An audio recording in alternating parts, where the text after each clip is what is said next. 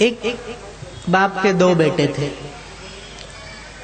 पिताजी को कहीं तीर्थ यात्रा में जाना था, तो उस जमाने में, बहुत पुरानी बात होगी, उस जमाने में ये गाड़ियां नहीं जाती होगी, बैलगाड़ी से यात्रा करनी होगी।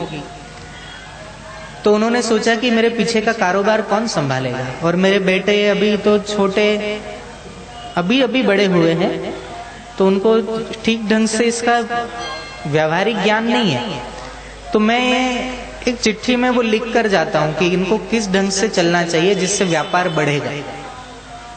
तो दो चिट्ठियां दो बच्चों के लिए अलग अलग तैयार की, चिट्ठी बंद करके एक लिफाफे में डाली और चिट्ठी के ऊपर लिख दिया कि इस चिट्ठी का आदर होना चाहिए।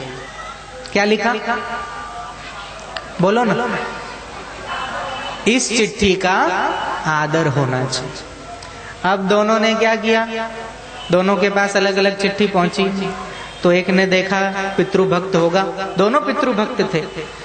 चिट्ठी खोली, देखा कि पिताजी ने कहा इस चिट्ठी का आदर होना चाहिए। दोनों ने अपने अपने मति से आदर करना शुरू किया। 5-7 साल बाद, 10 साल बाद जब वापस लौटे पिताजी और दोनों को पूछा, भाई चिट्ठी का बराबर ठीक से पालन किया, आदर किया? तो दोनों ने कहा कि हाँ जी किया मैंने। तो बोले बेटा तेरा घर तो ऐसा ही जैसे मैं छोड़ के गया था? हाँ बोले पिताजी आप जैसा छोड़ के गए वैसा ही है।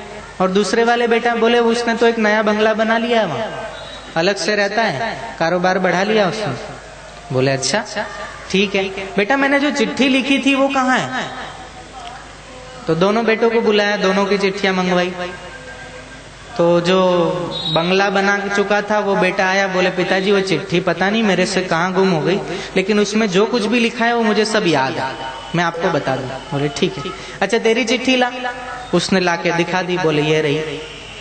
वो चिट्ठी को देखा तो देखा उस पे कुमकुम लगा हुआ है, हल्दी लगी हुई है। अरे भाई ये ऐसा क्या हो गया?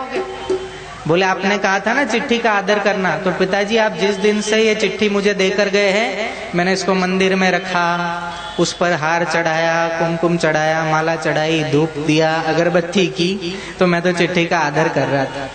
और दूसरे को पूछा तो बोले पिताजी आपने चिट्ठी लिखी थी तो मैंने पढ़ा, उसमें सब लिखा था कि इस ढंग से व्यापार करना तू आगे बढ़ेगा। मैंने ठीक उसी ढंग से किया, मेरा व्यापार बहुत अच्छा बढ़ गया, मैंने अलग से घर बना लिया, 2-4 फैक्ट्रियां और खोल दी। अब मेरे आपके आशीर्वाद से मेरा सब कुछ बढ़िया है। तो वो पिताजी ने वो दूसरे वाले के कान पकड़े कि बेटा मैंने कहा था चिट्ठी का आदर करना, मतलब ऐसा नहीं हो चिट्ठी की पूजा करे, अर्चना करे, धूप दीप करे, स्तुति करे, गान करे, आरती करे। नहीं नहीं, उस चिट्ठी में जो लिखा था उसका पालन करना था तुझे, लेकिन तू वहां चूक गया, तेरा भाई आगे बढ़ गया। अब इसमें गलती किसकी बताओ?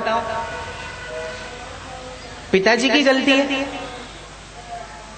कि वो भाई ने अलग से बंगला बना लिया, उसकी गलती है?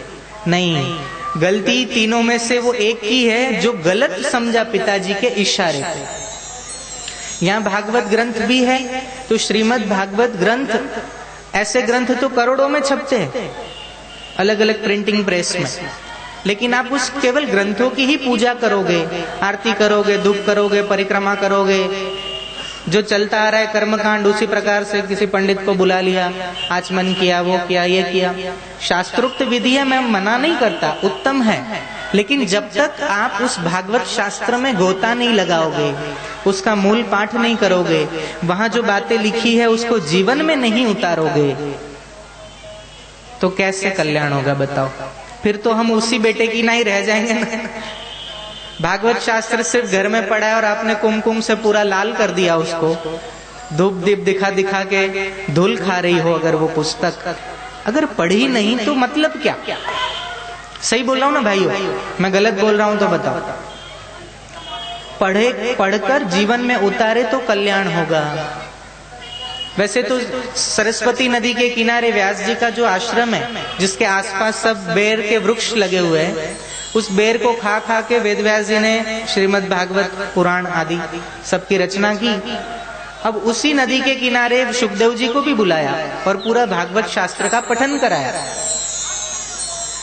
तो वहां वेद व्यास जी ने नहीं कहा सुखदेव जी को कि बेटा आगे जाके इसका ऐसा पूजन करना, हल्दी चढ़ाना, कुमकुम चढ़ाना, फूल चढ़ाना नहीं। इसको आत्मसात करो और अपने हृदय को भगवान की भक्ति के पुष्पों से सुगंधित करो।